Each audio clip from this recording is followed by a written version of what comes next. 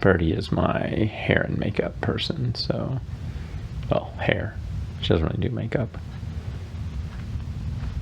Ready to go?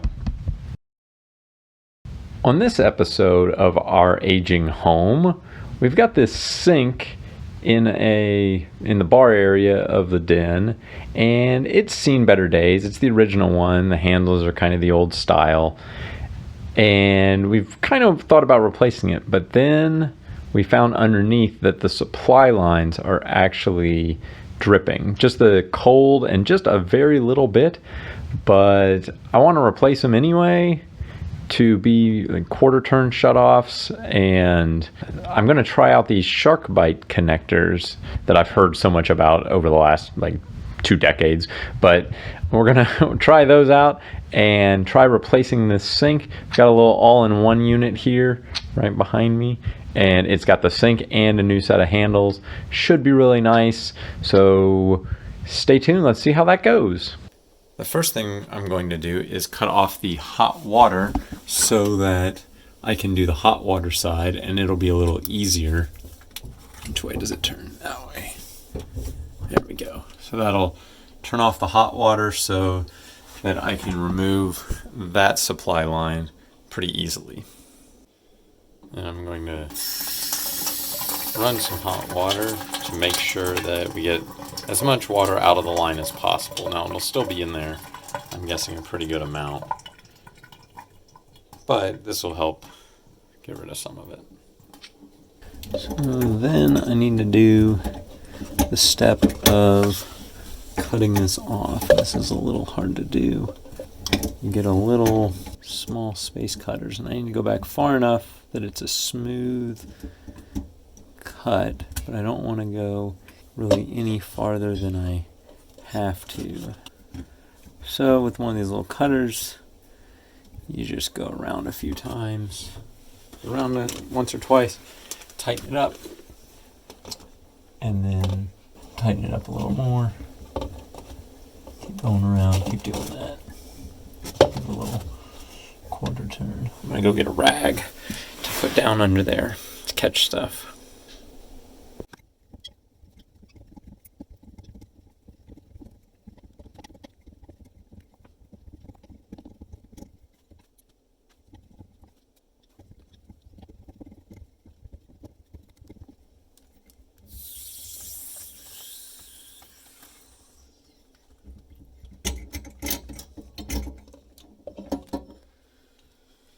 Go.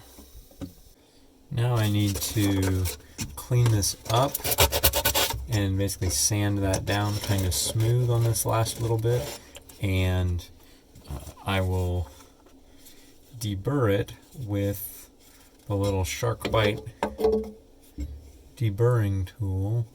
Here's the 1/2 inch deburr just to make sure it's nice and clean, and then I will be marking that. Then I can shove the Sharkbite on.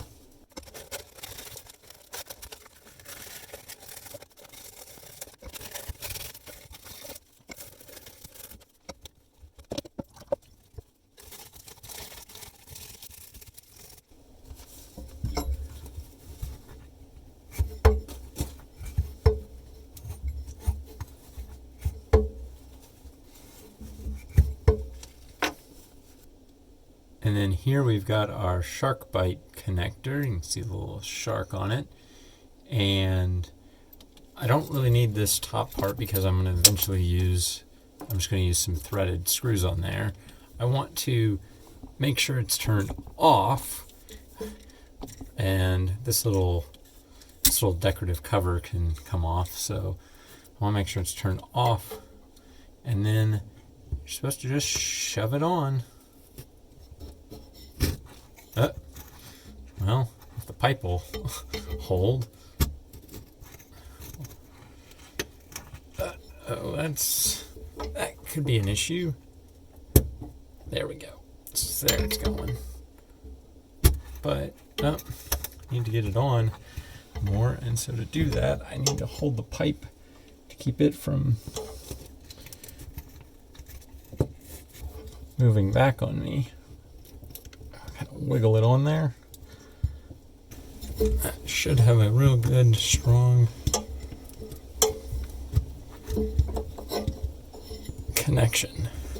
But I'm going to back this off and go turn the water pressure on just a little bit and make sure that that is holding. So I'm going to move the camera out of the way because if it's not holding, it could be bad. Okay, water pressure is on completely. We can verify that. This is probably not the best thing, but yep, there you go. You can see the water comes out if I turn it on, but there's no drips or moisture at all around the little seal back there. So I think it's on good.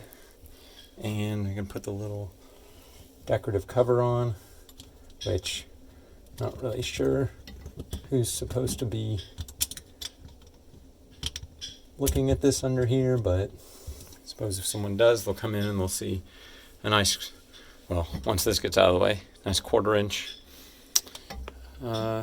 shut-off valve, which is great. Now, that's been the hot, and that was really easy because I could just turn off the hot water from the hot water heater. But for the cold, since this is the last shut-off, between this pipe behind it, this goes straight basically into the main water line system. So there is no shut-off between this point and the main water line. So that means we have to go turn this off at the street and shut off all cold water to the house, which makes it a little more critical that we do this kind of quickly so that we don't have to go without water at home. I decided to go ahead and do some of the prep work on the pipe before cutting it and cutting off the water, just so that we won't have to have the water off for quite so long. So let's go turn the water off now that that's prepped. Now, to turn off the water to your house, usually there's a water meter spot out front somewhere. And then there's this valve that you turn off, and so the water's coming in from the city, and then you can see the little arrow on it, and all you have to do is figure out which way to turn it. I think it's only turn one way. There it goes, and you turn it all the way around, and there, now it's off. It's basically saying the water will not come in. The water flow is going back out. Well, not really going back out, but it stopped there.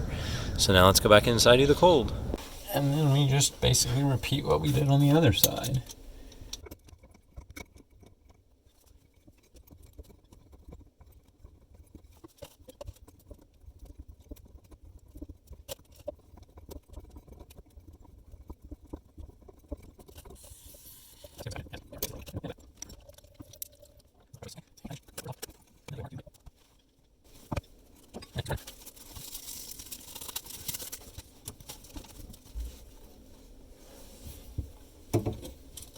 This one feels a little more solid, so I should be able to push on it a little bit more. Another Sharkbite connector. Take off a little decorative piece, taking off a little compression fitting, closing it so that when I turn the water back on, it's not just spraying up out of there.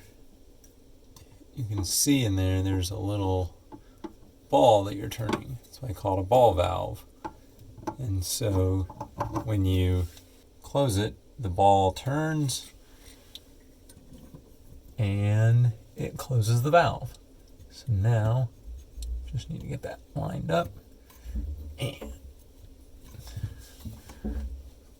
start pushing it on all the way up to the line. That looks pretty good. So with that closed, I'm going to turn the water back on. Since I'm doing this without an assistant, so I can't have somebody in there watching if it's leaking or not, what I basically have to do is turn the water on, and then if you notice, the little indicator, that little triangle, should basically stop moving. If it's moving, that means there's water running somewhere, ever so slowly. and it's barely moving just a little bit, so it may just be repressurizing the line. I opened all the valves, or I opened a couple of faucets, so it let a little air into the line, so that may just be pressurizing there. But it's not continuing to move, which means the system is pressurized and there's no real leaks. Yeah, a little hiccup every so often, but not a big deal. If there was a faucet running in there real bad, I think it'd be going.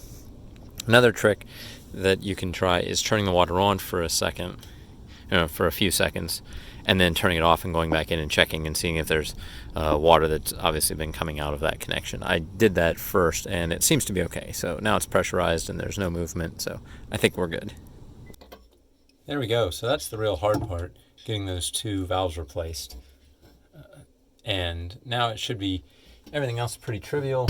If I open this up, some air in the line. Yep, and then there's some water, so pressure's on, it's holding. So now I think we're ready to go on to basically the rest of it's pretty easy, and it's just the mechanical parts of taking the old sink out and putting the new sink in, and then hooking up the supply lines.